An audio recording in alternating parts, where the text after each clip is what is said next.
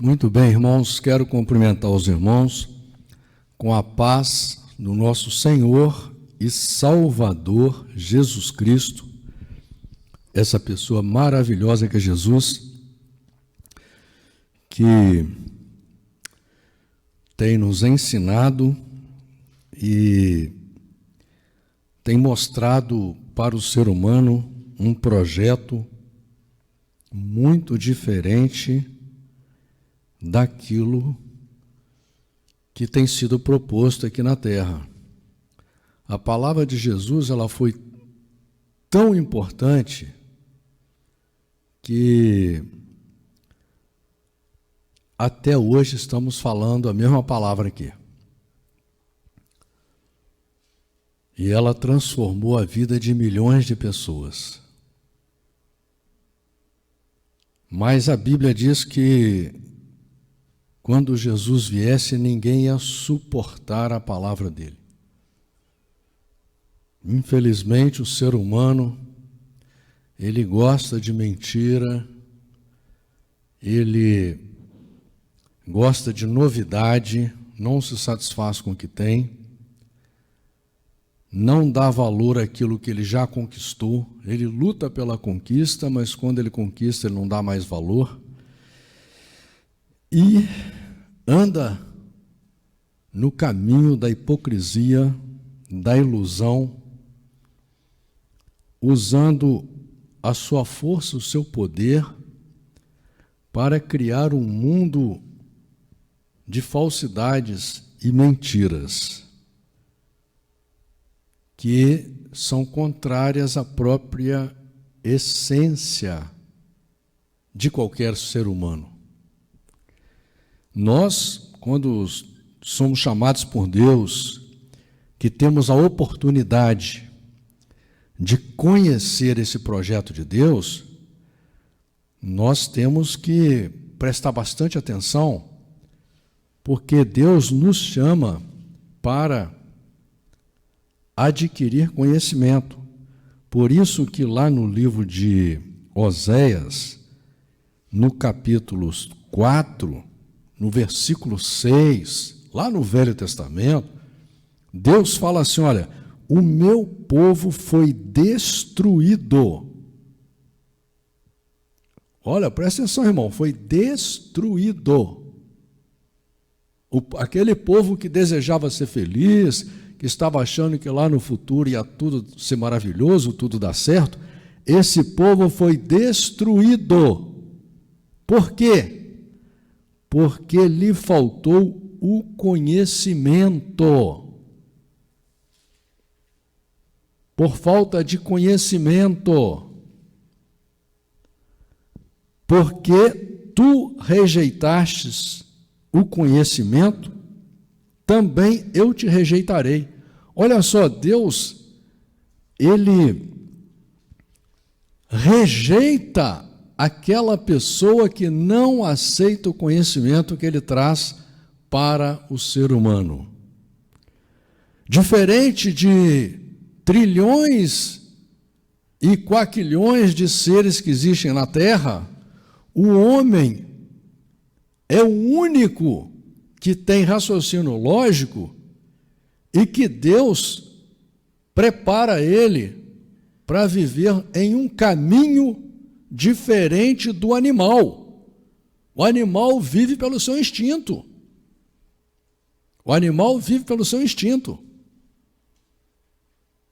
Deus dá tanto valor ao ser humano que Deus cria um projeto exclusivo para o ser humano aqui na Terra, nessa Terra com bilhões e bilhões de seres, seres mais poderosos, mais fortes do que nós, mas não tem a capacidade de fazer um celular, não tem a capacidade de fazer um carro, não tem a capacidade de fazer coisas mínimas. E somos o único ser no meio desse caldeirão todo que temos o privilégio de raciocinar. Por isso que Deus exige que a gente tenha conhecimento. Irmão, se você der uma olhada na história da humanidade, na história antiga, na história atual, você vai ver que, por falta de conhecimento, antigamente as pessoas ofereciam seus filhos. Imagina, você tem um filho, uma filha, aí você oferece para ser queimado no fogo em sacrifício a um Deus.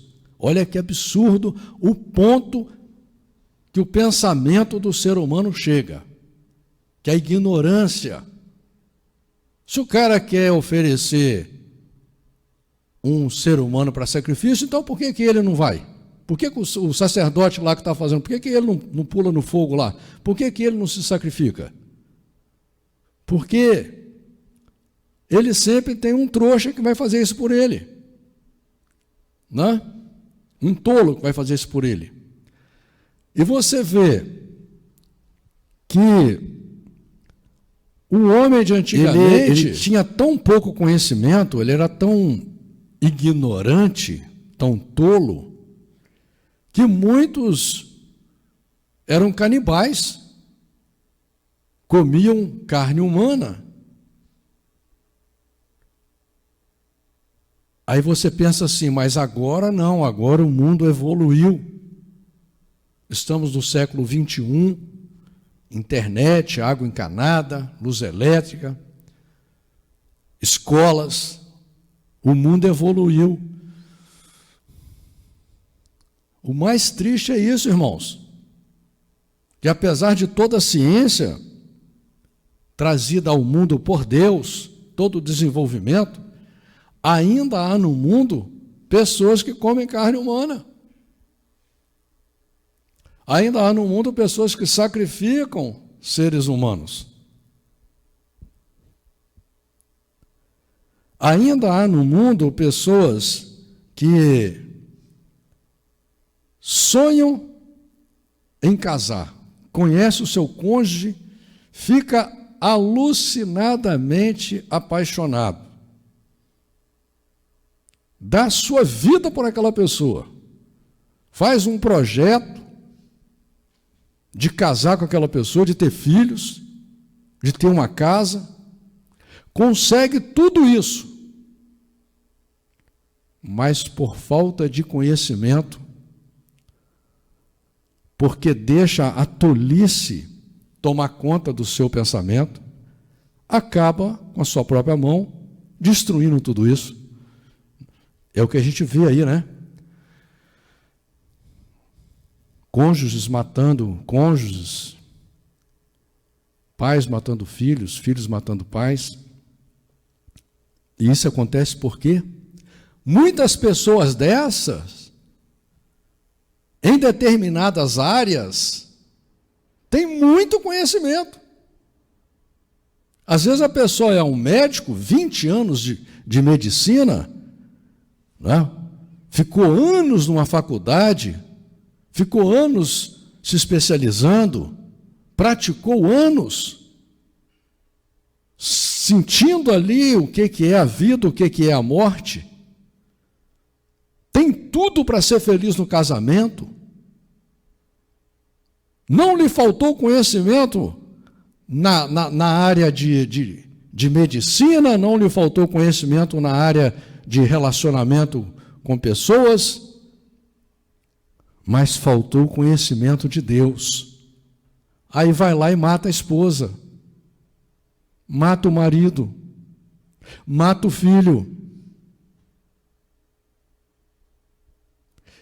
Eu te pergunto, esse conhecimento que a sociedade aplaude, que a sociedade louva, esse conhecimento, esse poder, esse status, essa ilusão aí que a sociedade aplaude, né? A pessoa só porque canta uma musiquinha, ela se torna um deus, uma deusa, né? A pessoa joga uma bolinha, se torna um deus, uma deusa. Esse conhecimento trouxe até hoje algum benefício para a sociedade? Conhecimento vão, irmãos. Cultura inútil. Cultura de tolo. Cultura fútil. Só que a engrenagem desse mundo, poderosa, ela vende essa imagem para você desde criancinha. E você é contaminado por ela. Chama-se cultura. Uma cultura falsa, uma cultura mentirosa, uma cultura hipócrita. Uma cultura sem fundamento, sem raiz, sem lógica. Por isso que os casamentos estão aí todos destruídos, por isso que a família está totalmente destruída, por isso que nada mais tem valor. As pessoas estão vivendo só para o corpo, para o orgulho, para aparecer, para dar satisfação para os outros. Tudo conhecimento vazio. Agora você entende por que Deus escreveu a Bíblia? Agora você entende por que Deus te deu uma Bíblia? Agora você entende a importância da cultura de Deus? O jovem de hoje, a criança de hoje, não recebe mais cultura de Deus. Não tem temor mais aos pais, não tem temor aos mais velhos, não tem admiração, não tem respeito, não respeita os professores, não tem mais temor. Não tem admiração mais, amor vazio, é só satisfação corpórea, é só dar prazer para o corpo, é só isso, para a vista. Nada concreto, nada real, é tudo falso, é tudo ilusão, é tudo mentira. E você está inserido nesse contexto, querendo ou não. Querendo ou não. Por isso que a palavra de Deus diz que nós temos que lutar. Por isso que a palavra de Deus diz que a luta é grande. Não é pequena não, irmãos. E é uma batalha que você trava ela sozinho. Ninguém pode te ajudar. Mas Deus te deu a Bíblia para você saber qual é o caminho. O caminho é do conhecimento. Conhecer o quê? Conhecer o projeto de Deus, saber quem é Deus, como Deus pensa, qual o projeto de Deus para o ser humano e o que Deus quer de você. O que Deus quer de você. Alguém quer fazer isso? Ninguém quer, irmãos. Ninguém quer. Nos dias de hoje, as pessoas estão querendo miojo. Miojo. É refeição rápida. Pronto. É ensacolado, é no saquinho. Ninguém quer mais lutar, ninguém quer mais batalhar, quer se esforçar. Estão satisfeitos com a mentira, estão satisfeitos com o engano, com aquele amorzinho miserável, hipócrita. Buscando líderes falsos, andando atrás de qualquer um. Por isso que há uma profecia na Bíblia, no livro de Amós, que diz que a palavra de Deus vai desaparecer, e já está desaparecendo, e o homem não está se importando, não está se importando. As pessoas não entenderam que nós somos chamados para um projeto espiritual. O projeto de corpo, irmão, só tolo está acreditando nele. Só o tolo, o enganado, o fingido, o hipócrita está acreditando no projeto do corpo, no projeto da terra. E ele está vendo as pessoas caírem para lá, para cá, morre aqui, morre ali, morre lá. Não tem data, não tem hora, não tem dia. Aquele que ele olha e pensa que vai morrer, aquele não morre. O que ele olha, acha que vai viver, não vive, porque não tem hora para ele, não tem hora para você. Mas você continua acreditando no corpo. Deus chama a gente para a gente rasgar o coração e adorar a Ele, tanto que Jesus fala que você tem que colocar Ele em primeiro lugar. Você tem que deixar pai, mãe, irmão ou irmã, filho ou filha, por amor de Jesus, e segui-lo, buscar o conhecimento dele, buscar andar com ele. E quando você tem que fazer isso? Hoje, não é daqui 10 anos. Daqui 10 anos, talvez, se você começar a caminhar hoje, quando chegar daqui a 10 anos, você vai estar forte, você vai estar saudável, você vai estar com a sua arca quase pronta. E vai estar feliz, porque neste mundo, meu irmão, não existe felicidade. Tira essa ilusão da sua cabeça, não fique acreditando na ilusão desse mundo, não. E lá no livro de Marcos, no capítulo 7, versículo 7, Jesus fala assim, inclusive Jesus citando o livro de Isaías 29, 13, né? Em vão, porém, me honram ensinando doutrinas que são mandamentos de homens, porque deixando os mandamentos de Deus, retendes a tradição dos homens, como o lavar dos jarros e dos copos, e fazeis muitas outras coisas semelhantes a essas. E dizia-lhes, bem invalidais o mandamento de Deus para guardardes a vossa tradição. Então as pessoas, se você olha para a história do mundo aí, são vários povos com várias tradições. Tem tradições de casamentos aí, tem tradições de uma série de relacionamentos humanos que duram aí 1000 anos, 500 anos, 100 anos, né? Que não foram criadas por Deus, que não pertencem ao projeto de Deus, mas eles mantêm aquela tradição a ferro e fogo, porque quando é falso, quando é mentiroso, daí eles lutam para manter. Você conhece alguma tradição aí, em algum país, algum lugar na terra, que nessa tradição você deve amar o seu pai e a sua mãe de todo o seu coração? Você conhece a tradição aí, por exemplo, como a família dos recabitas, aqui na Bíblia? Você conhece alguma tradição aí que realmente, por vontade própria, sem obrigação, sem lei, a pessoa deseja e anda no caminho de amar o seu cônjuge, amar o seu esposo ou sua esposa eternamente? Ninguém está acreditando mais em amor eterno, meu irmão. Hoje em dia as pessoas estão só esperando o outro morrer para colocar o outro no lugar. As alianças estão acabando. Nós acreditamos, o cristão, o verdadeiro cristão, acredita em amor eterno, amizade eterna, relacionamento eterno. Nós acreditamos nisso. Nós não vamos morar no céu com bichos, não. Nós estamos indo morar no céu com pessoas, de preferência, se a gente puder encontrar com a nossa família lá, será maravilhoso, para amar eles eternamente. Esse é o projeto de Deus, projeto de ressurreição e vida eterna.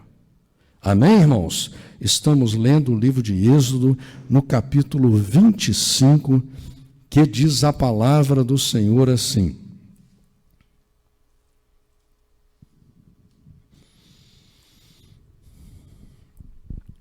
Êxodo capítulo 25.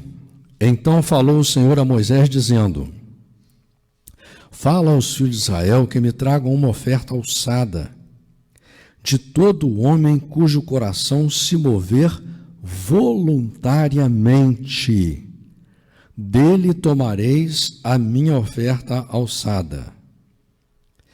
E esta é a oferta alçada que recebereis deles: ouro e prata e cobre, e azul e púrpura e carmesim e linho fino e pelos de cabras, e peles de carneiros, tintas de vermelho, e peles de texugos e madeira de acácia, azeite para a luz, especiarias para o óleo da unção e especiarias para o incenso, pedras de ônix e pedras de engaste para o éfode e para o peitoral. E me farão um santuário e habitarei no meio deles. Você vai ver uma referência aqui em Levíticos, capítulo 21, versículo 12, Hebreus, capítulo 9, versículo 1 e 2, Êxodo, capítulo 29, versículo 45, 1 Reis, capítulo 6, versículo 13, 2 Coríntios, capítulo 6, versículo 16, e Apocalipse, capítulo 21, versículo 3. Versículo 9: conforme a tudo que eu te mostrar, para modelo do tabernáculo e para modelo de todos os seus pertences, assim mesmo o fareis.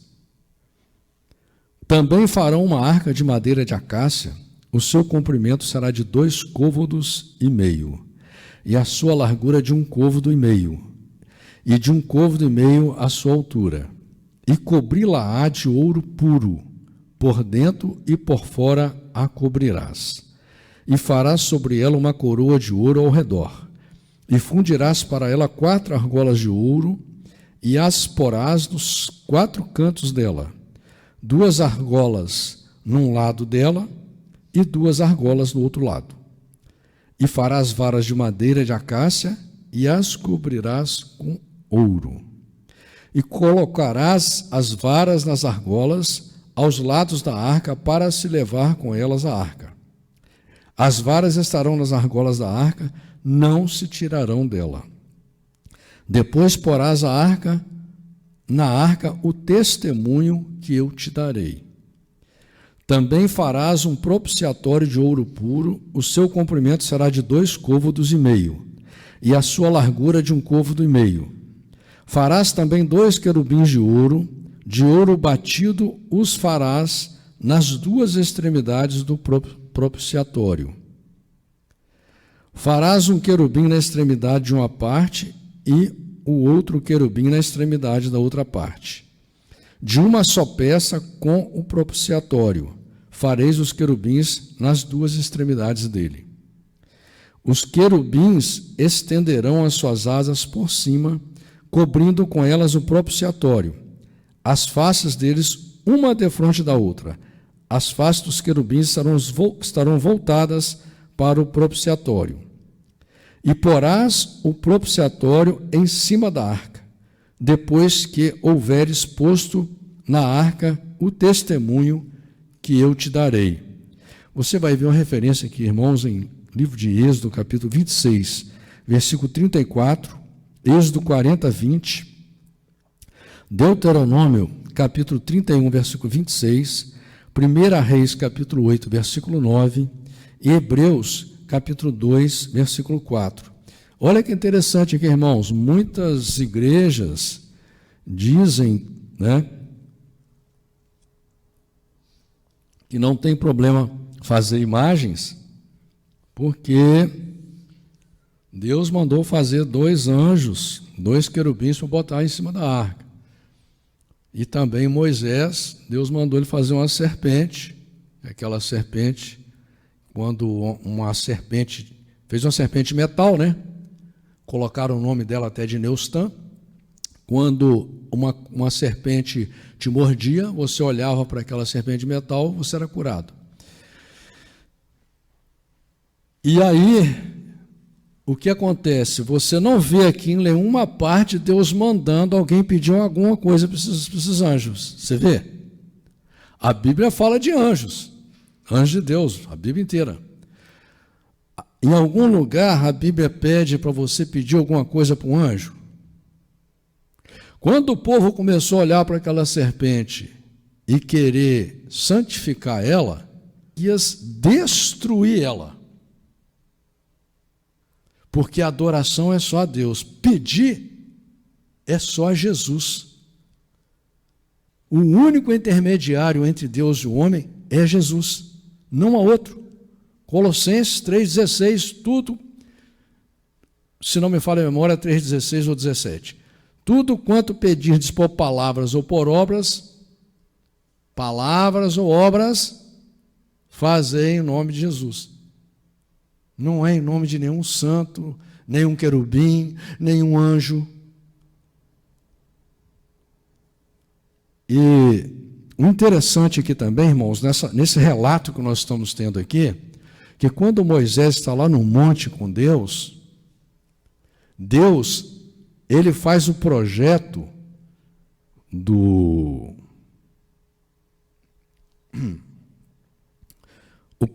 do tabernáculo nos mínimos detalhes e sempre lembra a Moisés, olha, você tem que fazer conforme você viu.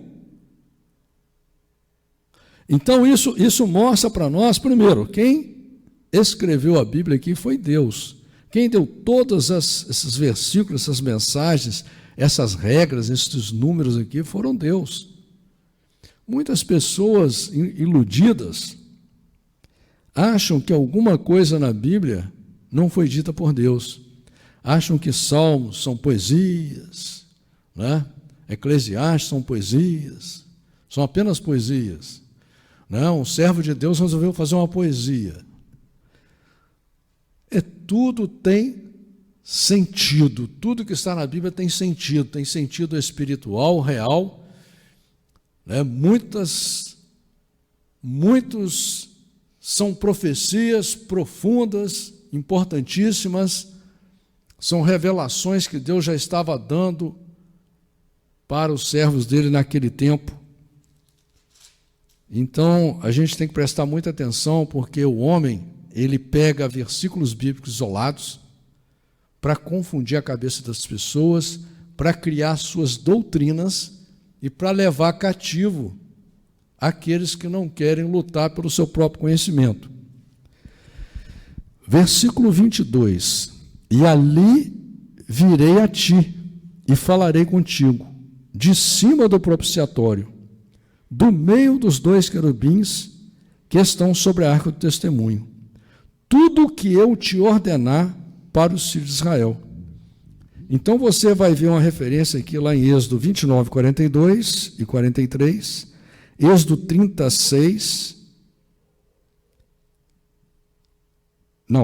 Êxodo 29, 42, Êxodo 43, 30, Números 17, 4, Números 7, 89, 1 Samuel 4,4, 2 Samuel 6,2, 2 Reis 19,15, Salmos capítulo 80, versículo 1, Isaías capítulo 37, versículo 16. Essas referências são bem importantes. Também farás uma mesa de madeira de acácia, o seu comprimento será de 2 côvados, e a sua largura de 1 côvado, e a sua altura de 1 côvado e meio, e cobri-la-ás com ouro puro. Também lhe farás uma coroa de ouro ao redor. Também lhe farás uma moldura ao redor da largura de 4 dedos, e lhe farás uma coroa de ouro ao redor da moldura. Também lhe farás 4 argolas de ouro, e porás as argolas aos 4 cantos, que estão nos seus 4 pés. Defronte da moldura estarão as argolas, como lugares para os varais, para se levar à mesa. Farás, pois, estes varais de madeira de acácia, e cobri-lo-ás com ouro, e levar-se-á com eles à mesa. Também farás os seus pratos, as suas colheres, as suas cobertas e as suas tigelas, com que se hão de oferecer libações, de ouro puro os farás. E sobre a mesa porás o pão da proposição perante a minha face perpetuamente. Olha, essa palavra aqui na Bíblia é importante, irmãos. Perpetuamente, né? Então, se você vê o texto aqui, Deus está falando que você vai pôr o pão da proposição perante a face dele perpetuamente. Tem muitas igrejas que pegam essas palavras eternamente, perpetuamente, para formar uma doutrina antibíblica, porque a Bíblia é texto e contexto. Tanto é que hoje não tem nem o tabernáculo mais. O próprio Deus tirou a arca, sumiu com ela para que as pessoas não ficassem adorando. E lá no livro de Jeremias, capítulo 3, versículo 16, Deus já deixa claro que ninguém nem ia falar dessa arca mais, porque o projeto de Deus vai mudando de acordo com o que Deus quer, com a sabedoria de Deus, né? Sempre para o bem do ser humano. E se essa palavra aqui ela fosse literal, para você segui-la literalmente, daí ia ser um problema, né? Versículo 31, também farás um candelabro de ouro puro, e de ouro batido se fará este candelabro. O seu pé, as suas hastes, os seus copos, os seus botões e as suas flores serão do mesmo. E dos seus lados sairão 6 hastes, 3 hastes do candelabro de um lado dele e 3 hastes do outro lado dele. Numa haste haverá 3 copos, a modo de amêndoas, um botão e uma flor, e 3 copos a modo de amêndoas na outra haste, um botão e uma flor. Assim serão as 6 hastes que saem do candelabro. Mas no candelabro mesmo haverá 4 copos a modo de amêndoas, com seus botões e com suas flores. E um botão debaixo de 2 hastes que saem dele, e ainda um botão debaixo de 2 outras hastes que saem dele, e ainda um botão debaixo de 2 outras hastes que saem dele. Assim se fará com as 6 hastes que saem do candelabro. Os seus botões e as suas hastes serão do mesmo. Tudo será de uma só peça, obra batida de ouro puro. Inclusive Deus separou e ungiu com o espírito de ciência aquelas pessoas que tinham qualidade e capacidade para fazer isso. Também lhe fará 7 lâmpadas, as quais se acenderão para iluminar defronte dele. Você vai ver uma referência lá em Lucas 24, 34, Lucas 24, 3 e 4, 2 Crônicas, capítulo 13, versículo 11. Os seus espivitadores e os seus apagadores serão de ouro puro. De um talento de ouro puro os farás, como todos esses vasos. Atenta, pois, que os faças conforme ao seu modelo que te foi mostrado no monte. Você vai ver uma referência em Êxodo 26, 30, Êxodo 27, 8, Números 8, 4, 1 Crônicas 28, 11 e 19, Atos, capítulo 7, versículo 44 e Hebreus, capítulo 8, versículo 5. Então, irmãos, olha só, aqui Deus deixa claro para Moisés, atenta, pois, que o faças conforme ao seu modelo que te foi mostrado no monte. E assim também, irmãos, nós temos que atentar para a palavra de Deus, assim como ela foi escrita por Deus, sem contaminação do homem, sem livrinho, sem revistinha, sem teologia. Você vai entender a Bíblia pela Bíblia. Aquilo que você entender, maravilha. O que você não entender, tá bom, porque você não vai conseguir cumprir 30% daquilo que você entender claramente. Mas a Bíblia foi feita para você ler, para você se esforçar, lutar e ler. Amém, irmãos?